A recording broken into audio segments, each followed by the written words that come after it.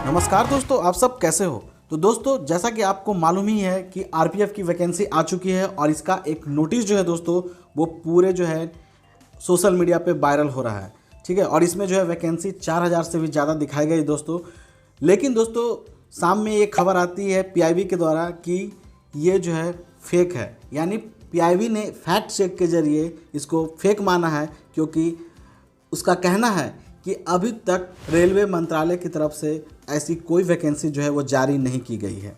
ठीक है, जैसा कि दोस्तों आपको पता है कि ये जो है एक ऑफलाइन जो है कॉपी नज़र आ रही है। और यहाँ पर देखिए कि जो एम्प्लॉयमेंट नोटिस होता है वो दो तरीक़ों से आती है। पहले बाज़ार में दोस्तों इसकी हार्ड कॉपी यानी ऑफलाइन जो पेपर होता है वो आ जाता है 5-6 दिन पहले, और बाद में ऑनलाइन वेबसाइट पे जारी किया जाता है। तो दोस्तों ये वही है जो दिख रहा है यहाँ पर कि ये जो नोटिस दिखाया गया है वो आपको जो तारीख है दोस्तों वो देखिए यहाँ पर क्या दिखाया गया है। तो 2/3/2024 यानी 2 मार्च को ये पब्लिश होने वाली है। लेकिन दोस्तों क्या ये सही है या नहीं है ये तो फैक्ट ही बताएगा आगे कि है या नहीं। लेकिन तो दोस्तों जैसा कि आप देख सकते हैं यहाँ पर कि आरपीएफ 1/2024 एक विज्ञापन संख्या आएगी जो सब इंस्पेक्टर की होगी, और दूसरी जो होगी दोस्तों वो आरपीएफ 2/2024 जो कांस्टेबल की होगी। और इसका दोस्तों ओपनिंग डेट ऑफ एप्लीकेशन भी दिया गया है 15/4 को, और 14/6 तक इसकी जो है क्लोजिंग है। लेकिन दोस्तों एक बात गौर करने की यहाँ पर है कि जैसा कि आपने देखा कि पहले जो है वो एएलपी का वैकेंसी आया, ठीक है, वो जनवरी में आया।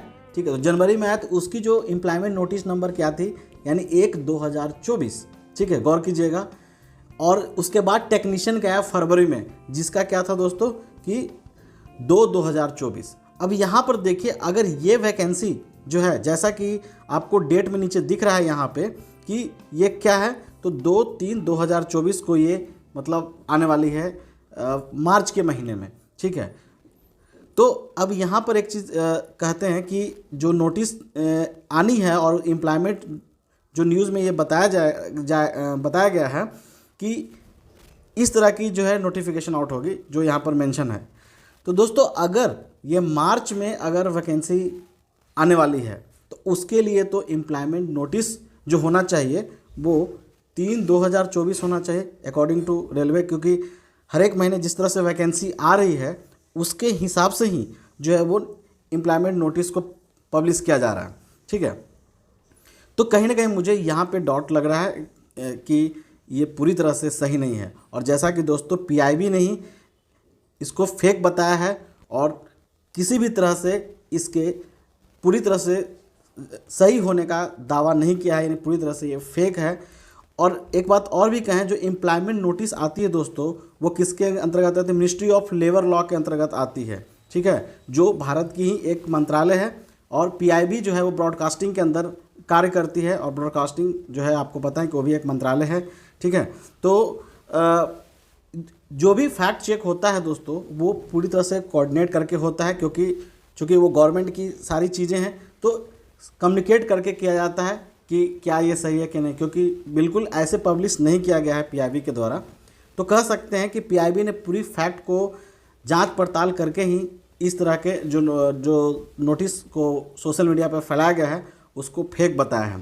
ठीक, और दोस्तों आप यहाँ पर भी देख सकते हैं कि पीआईबी ने जो है इसको पूरी तरह से फेक बताया है कि ministry of railways has not issued any such job notification.